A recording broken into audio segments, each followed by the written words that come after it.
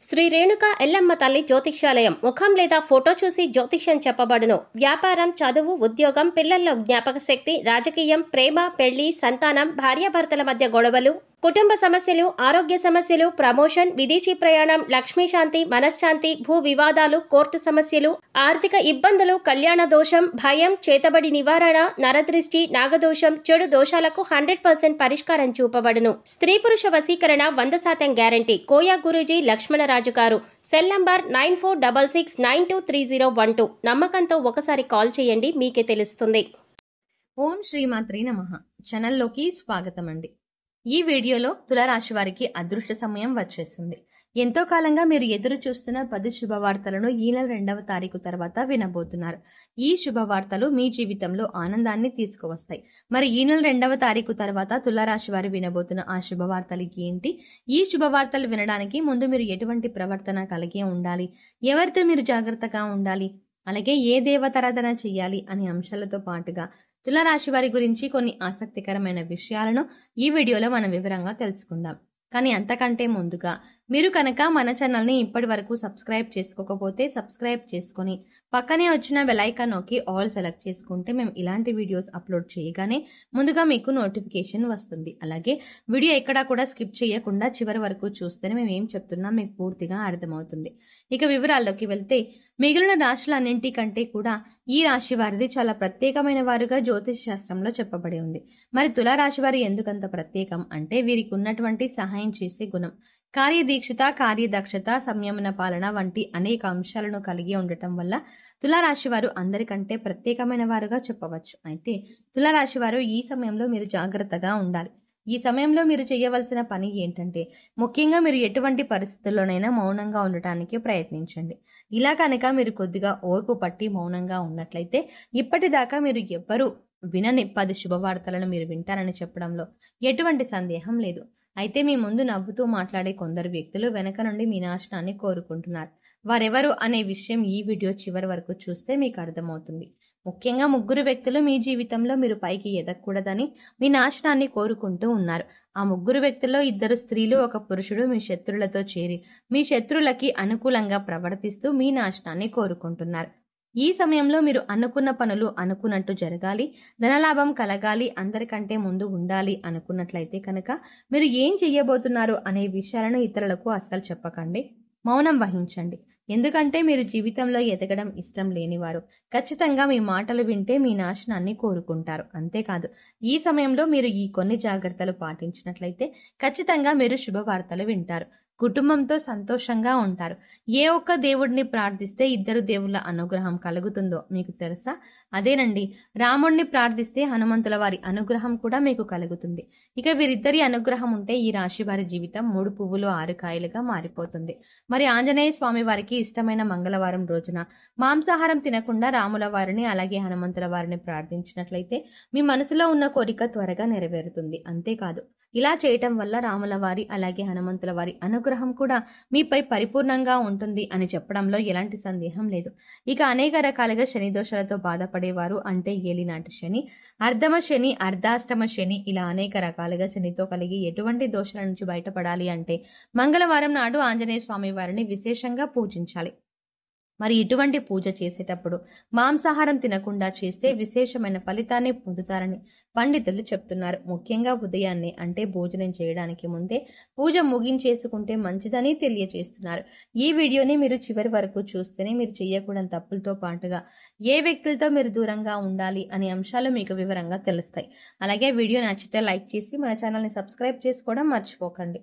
ఇక 2వ తప్పు మీరు చేయకూడనిది ఏంటి అంటే మీరు కోపాన్ని అదుపులో ఉంచుకోవాలి. అలాగే కోపంలో ఉన్నప్పుడు ఎదుటి వారిని ఎంత మాట పడితే అంత మాట అనకూడదు. అలాగే ఎదుటి వారిని దూషించకూడదు. ముఖ్యంగా మీ దగ్గర లేని వ్యక్తి గురించి ఎదుటి వారితో నెగిటివ్గా చెప్పకూడదు. అలాగే వాడకూడని పదాలు వాడుతూ ఎదుటి వారిని దూషించడం కూడా మానుకోవాలి.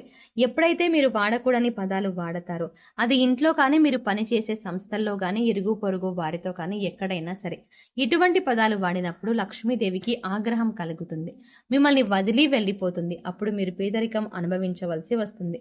ప్రత్యేకించి ఈ సమయంలో మౌనంగా ఉండాలి.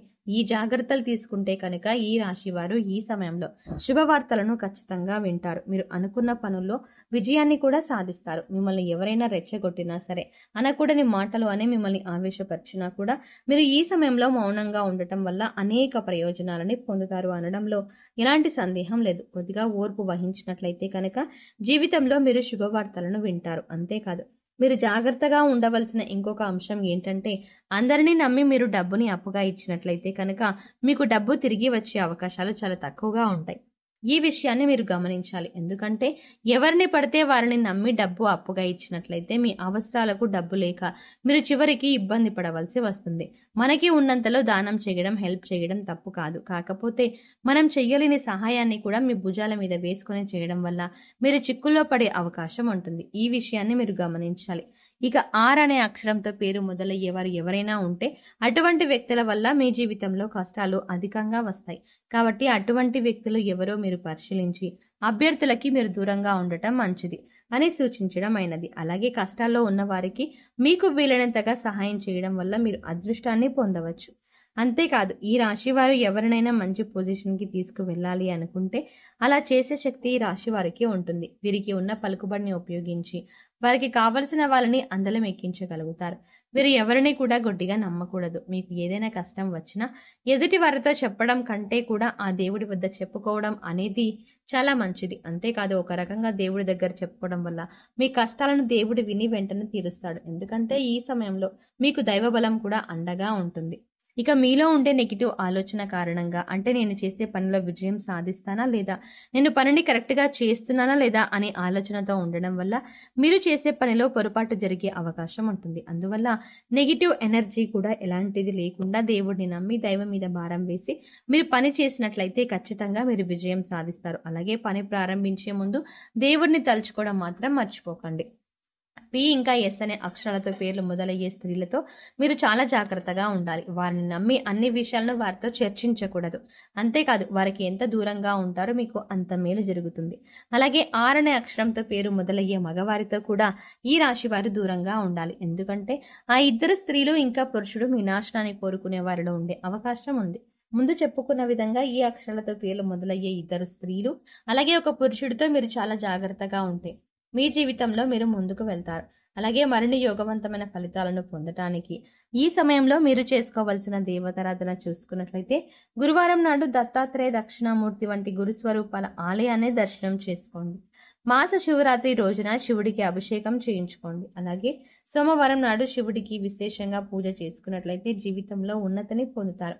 సో చూసారు కదండి, తులారాశి వారు ఈ సమయంలో ఏ విషయాలు జాగ్రత్త తీసుకోవాలి, అలాగే 2వ తారీఖు తర్వాత మీరు ఎటువంటి శుభవార్తలు వినబోతున్నారు, అలాగే ఈ సమయంలో మీరు ఏ వ్యక్తులతో జాగ్రత్తగా ఉండాలి అనే అంశాలతో పాటుగా ఈ సమయంలో మీరు చేసుకోవాల్సిన దేవతారాధన గురించి ఈ వీడియోలో వివరంగా తెలుసుకున్నాం కదా. ఈ వీడియో మీకు నచ్చినట్టయితే లైక్ చేయండి. అలాగే మీ ఫ్రెండ్స్ అండ్ ఫ్యామిలీ మెంబర్స్లో ఎవరైనా తులారాశి వారు ఉన్నట్లయితే వారితో ఈ వీడియోని షేర్ చేసుకోవడం మాత్రం ఎట్టి పరిస్థితుల్లో మర్చిపోకండి. కానీ అంతకంటే ముందుగా మీరు కనుక ఇప్పటి వరకు మన ఛానల్ని ఇంకా సబ్స్క్రైబ్ చేసుకోకపోతే వెంటనే సబ్స్క్రైబ్ చేసుకోండి. అలాగే పక్కనే ఉన్న బెల్ ఐకాన్ని క్లిక్ చేసి అందులో ఉన్న ఆల్ అప్డేట్ని సెలెక్ట్ చేసుకోండి. అలా పక్కనే ఉన్న బెల్ ఐకాన్ని క్లిక్ చేసి అందులో ఉన్న ఆల్ అప్డేట్ని సెలెక్ట్ చేసుకోవడం ద్వారా మేము చేసే ప్రతి వీడియో అప్డేట్స్ మీ మొబైల్కి ముందు నోటిఫికేషన్గా అందుతుంది. మరో చక్కటి వీడియోతో మళ్ళీ కలుద్దామండి. ఓం శ్రీమాత్రే నమః.